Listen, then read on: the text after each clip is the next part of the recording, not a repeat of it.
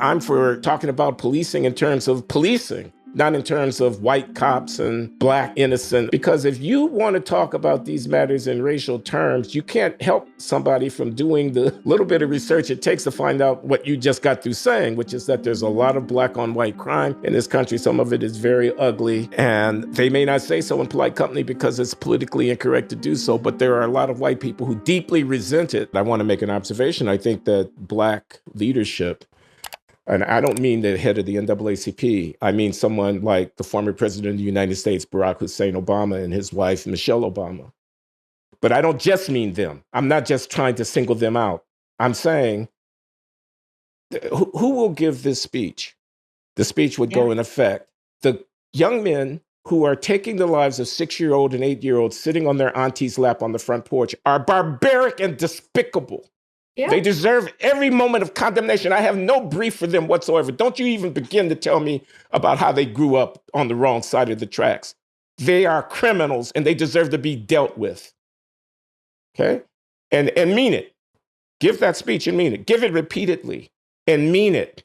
Run for Congress on that speech and mean it.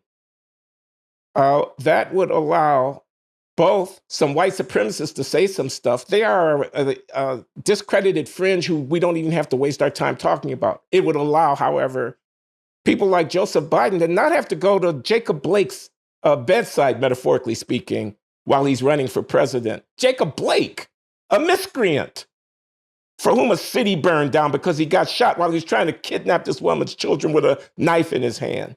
But Joseph Biden wouldn't have to go to Jacob Blake because Clyburn in South Carolina would still back his political play, regardless of the speech that he gave about the Jacob Blakes of this world. But as it is, Joseph Biden, I'm giving him the benefit of the doubt. I'm saying he doesn't really believe it and that he's crassly cynical when he goes metaphorically to Jacob Blake's bedside and tells the country about how he is anguished about Jacob Blake's suffering.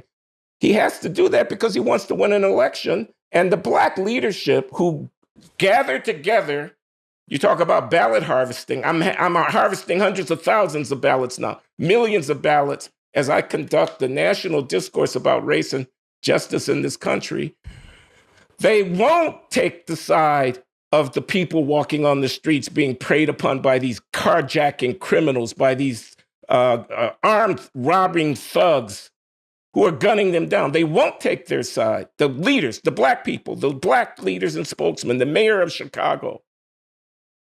And that makes it hard for anybody else to do so either. I agree. And, you know, we know that Obama did give that one good speech on Father's Day in 2008 in Chicago, where he opened by talking about the facts, the data that we know from social science on the consequences of family breakdown. Of course, he pivoted at the end towards, well, the solution is more government services, but that was something he never really built upon, tragically. And yeah, the defining deviance down, the paternalism, the lack of expectations, the sense that you need to constantly apologize and not hold blacks to the same standards as whites would expect of themselves, I think says a lot about what the white elites actually think about blacks.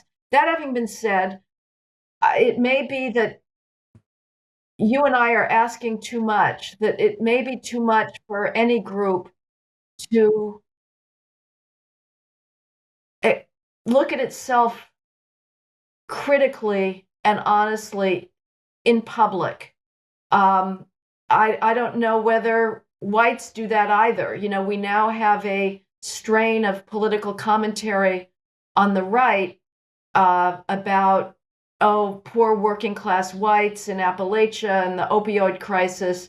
And I'll say this, I mean, this maybe plays into the discourse of the left.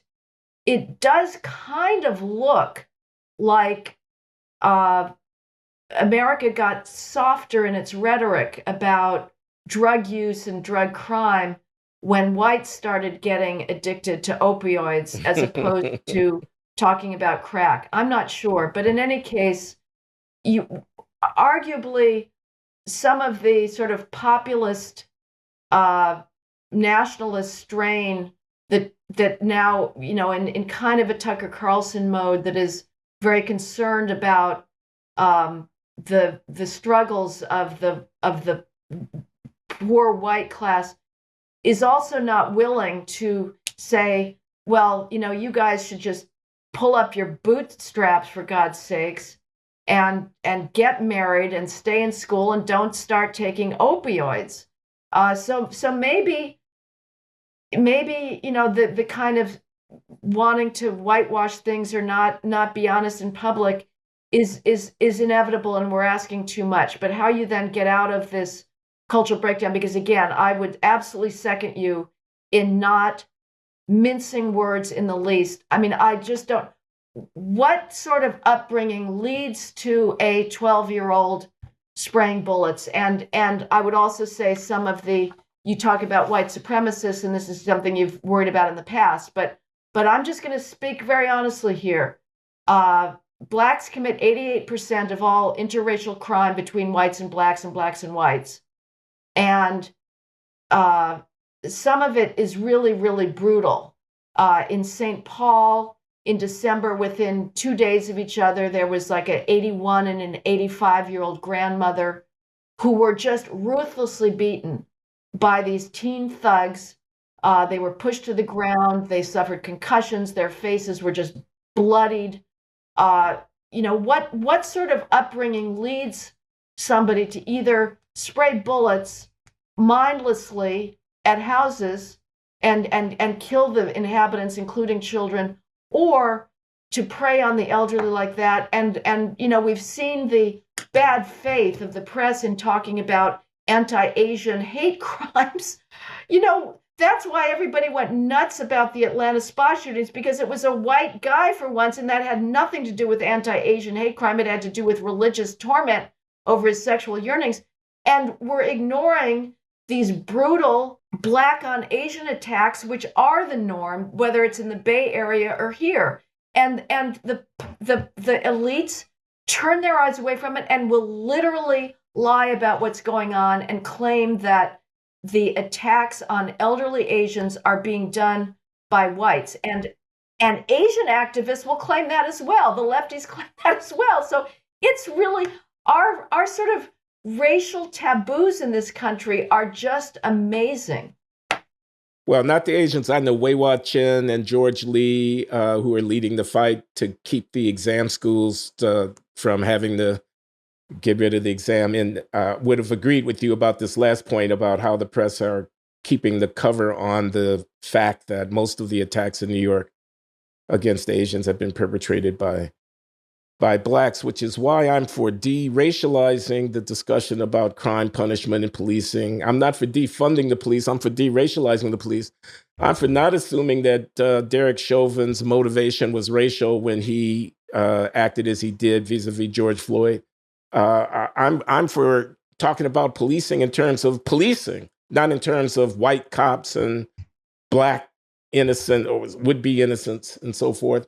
Because if you want to talk about these matters in racial terms, you can't help somebody from doing the little bit of research it takes to find out what you just got through saying, which is that there's a lot of black on white crime in this country. Some of it is very ugly. And they may not say so in polite company because it's politically incorrect to do so, but there are a lot of white people who deeply resent it